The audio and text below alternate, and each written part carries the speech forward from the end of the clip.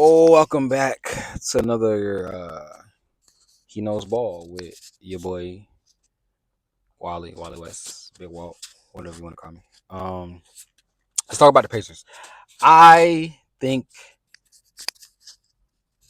the Pacers are perfect for basketball.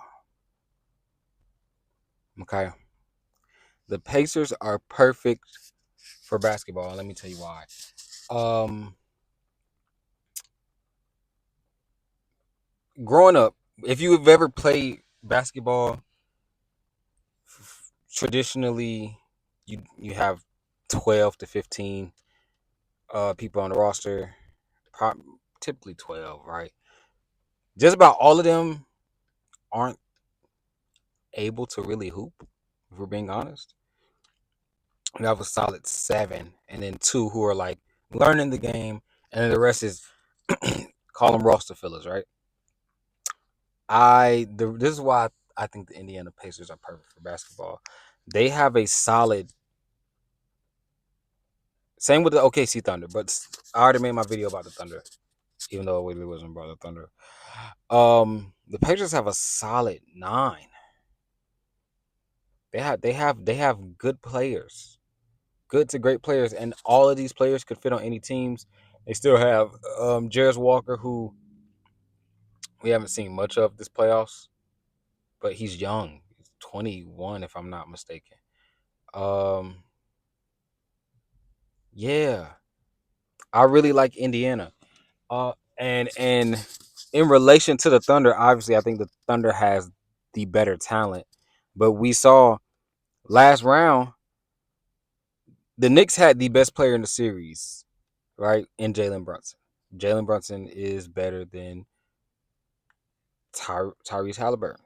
You know what I'm saying?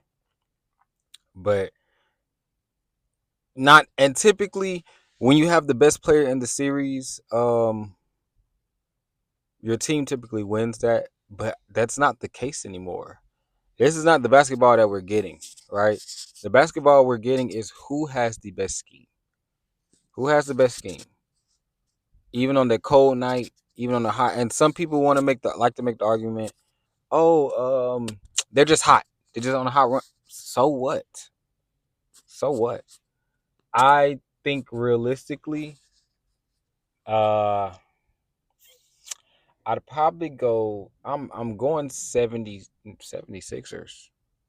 I'm going Thunder in six, but I think the Pacers. I think the Pacers put up a good fight. I honestly would not be surprised if all of these games ended with a differential less than 10 every game they played. Um, Solely based off the fact that like Indiana can score. And although Oklahoma can defend, Indiana's a good basketball team, man. It's a good basketball team. I think it's a disservice to basketball. And let's if we're not talking about schemes and rotations and who's playing who, just for a little bit, allow me a rant. Um, to those people saying nobody wants to see a Pacers Thunders final, this is gonna be low ratings. But shut up. You're dumb. You don't know ball. You don't know ball. If you knew ball, you knew whatever. If we just looked at once the Western Conference Finals and the Eastern Conference Finals was solidified, you knew whoever coming out is gonna be good ball regardless. There was no lopside. It was gonna be good ball regardless. Even if the Knicks came out. Now, granted, I think the Knicks would have got boxed up in four. That's my personal opinion. But they've shown they're resilient. They got the young, hungry Pistons teams out of here. They got the defending champs out of here in the second round. They lost to the Pacers, and the Pacers, they just wanted it more. Simply as that. They had the deeper team. They wanted it a little bit more. But to those of you who genuinely believe that we're missing out on basketball, it's uh, you don't know ball, bro. You don't know ball. We prayed for times like this, nigga. We literally prayed for the Warriors to no longer be the with Kevin Durant. We prayed for that. People cried when LeBron went to Miami. I knew people who, even to this day, genuinely hates the man LeBron James because he left Cleveland the first time. Genuinely.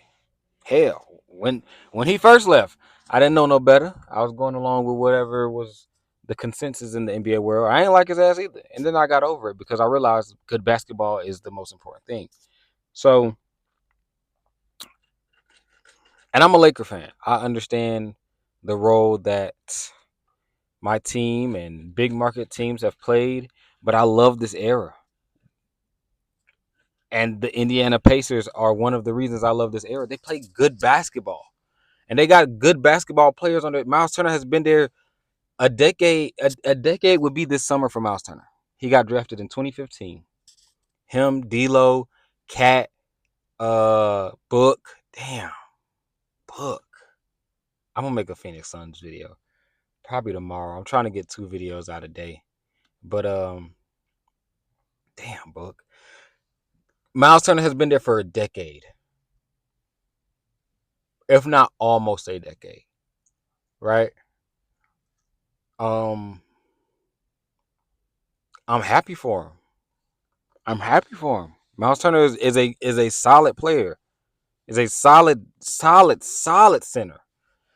Then you still got Tony. Even let's talk about the rotations, right? If we're breaking down why the Knicks lost, obviously it's depth. Being too late to make adjustments for Tibbs, which once I might do Knicks Suns video tomorrow, maybe. But Tony Bradley came. My point of that, Tony Bradley came in, and if I'm not mistaken, he only got around 6 to 8 minutes. He was very effective in those 6 to 8 minutes.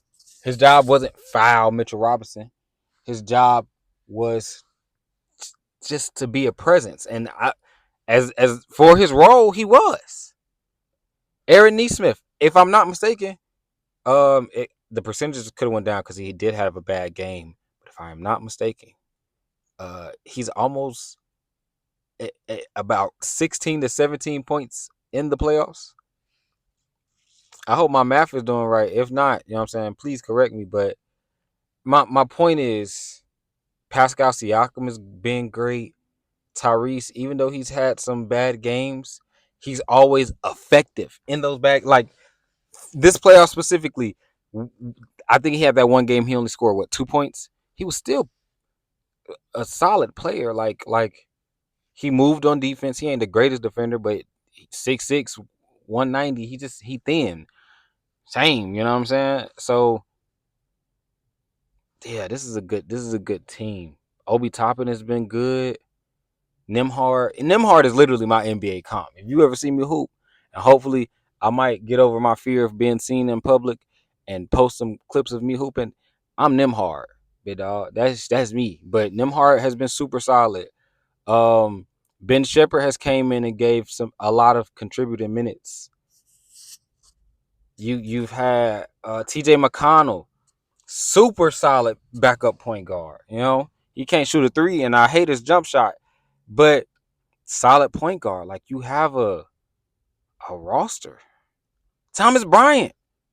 I remember when Thomas Bryant hit that corner three for the against Cleveland. They got a super solid team. This is good. We're receiving good basketball, and I do wish people appreciated that more. However, and I really, this is gonna be a good finals. I still got the Thunder winning it. I think the Thunder should win. But if Indy pull out this win, I don't know. We gonna have to think about some of the greatest runs in NBA history. Indy pull out this win because they first round they had the Bucks with Giannis, and Giannis is a all time great. And although the Dame thing happened, rest up Dame, please get better. You're good for basketball. Um, General consensus could say like that series could have went either way, right? If I'm not mistaken, they paid Cleveland. if you go back in time and you look at them numbers, they had Cleveland boxing them up, got Cleveland up out of here. You can blame the injuries. I'm a believer in you play who in front of you. It's just what it is. You play whoever is in front of you. And then the Knicks, who had just came, I mentioned they playoff run earlier. They got them out. Hey man, hey man, I love to see good ball. Um, I'm gonna wrap this one up because I'm in this parking lot of Barnes and Nobles trying to hang out with the homies. Y'all be safe. Y'all have fun. Drink some water. Be kind. Yeah, we outskis, man. This has been another episode of He Knows Ball with your boy, Big Walk. Peace.